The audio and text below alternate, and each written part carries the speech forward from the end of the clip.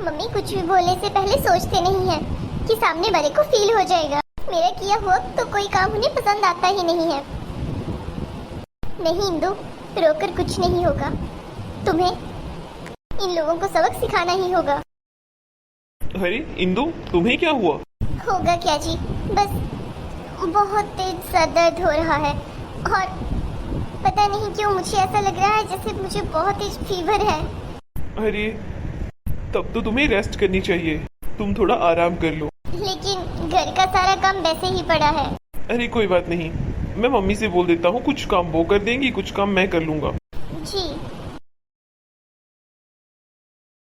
कमरे में बैठी बैठी मैं भी बोर ही हो रही हूँ। बहू चलो नाश्ता कर लो। मैंने सुना तुम्हारी तबीयत ठीक नहीं है। हाँ मम्मी जी, मेरे सर में बहुत तेज दर्द हो रहा है। चलो कोई बात नहीं। वो राजीव बता रहा था कि डॉक्टर ने तुम्हें 2 दिन रेस्ट के लिए बोला है।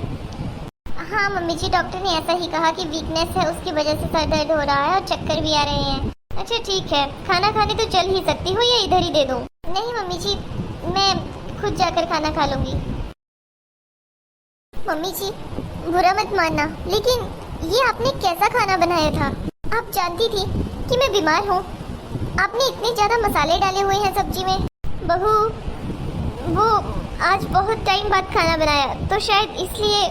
मम्मी जी ऐसा नहीं होता है, आप तो एक गृहिणी रह चुकी हैं, फिर भी चलो कोई बात नहीं।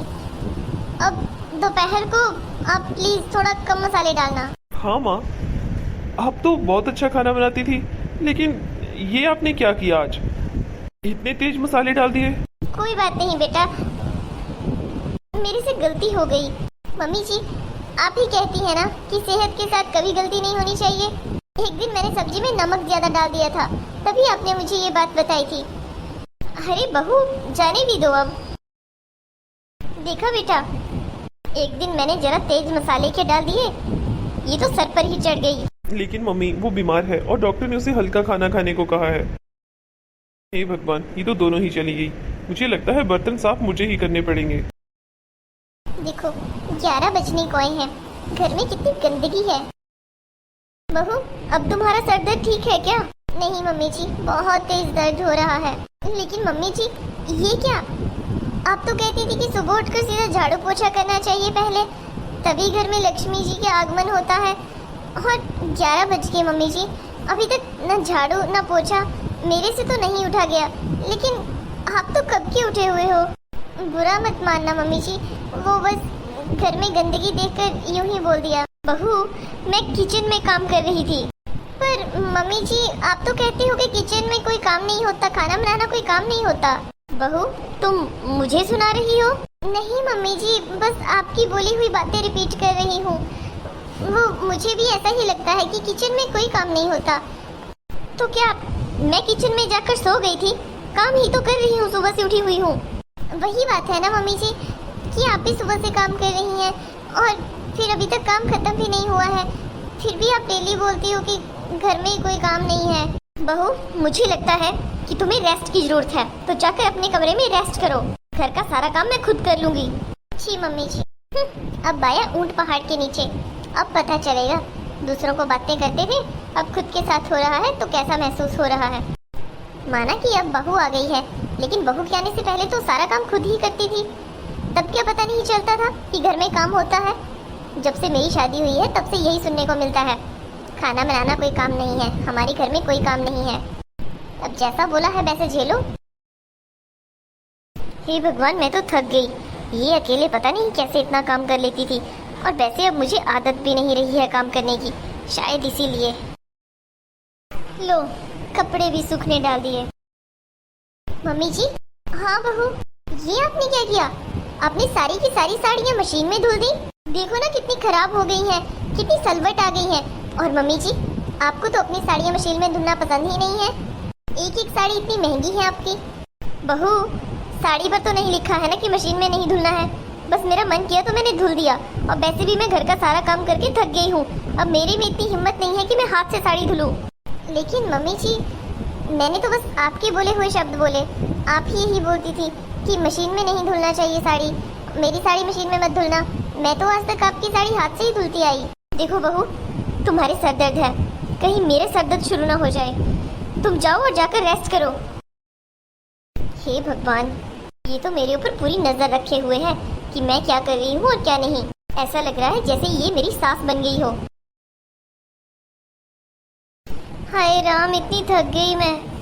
सुबह से काम में लगी हुई हूँ और काम है कि खत्म होने का नाम ही नहीं लेता। अच्छा हो मुझे ये काम डेली नहीं करना पड़ता, मैं तो मानो मर ही जाती। वैसे मुझे अब आदत भी नहीं रही है काम की। सुबह का खाना, दोपहर का खाना, रात का खाना।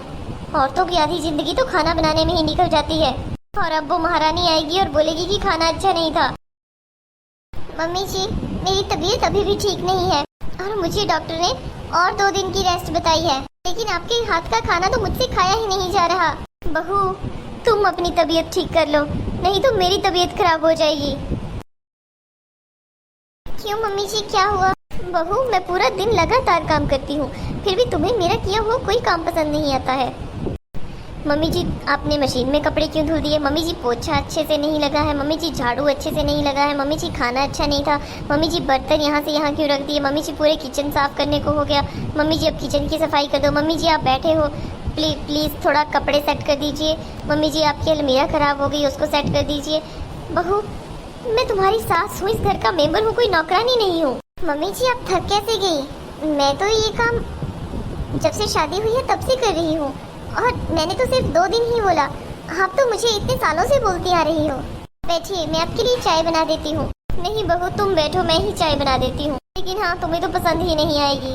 मम्मी जी, यही तो बात है कि मैं, चाहे मेरी तबीयत खराब भी होती थी तब भी मैं घर का सारा काम करती थी, लेकिन आपको कभी मेरा काम पसंद ही नहीं आता था।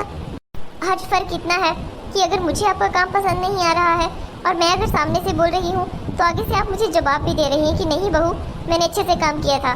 तुम्हें पसंद नहीं आ रहा है तो मैं क्या करूँ? तुम्हें मेरा खाना पसंद नहीं आ रहा है तो मैं क्या करूँ?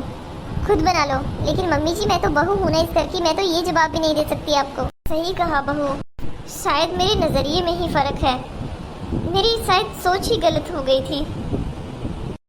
मेरी सोच ही ऐसी हो गई थी, तुम्हारे हर काम में गलती निकालना, जबकि तुम सारा काम मुझसे बेहतर करती हो और टाइम पर भी।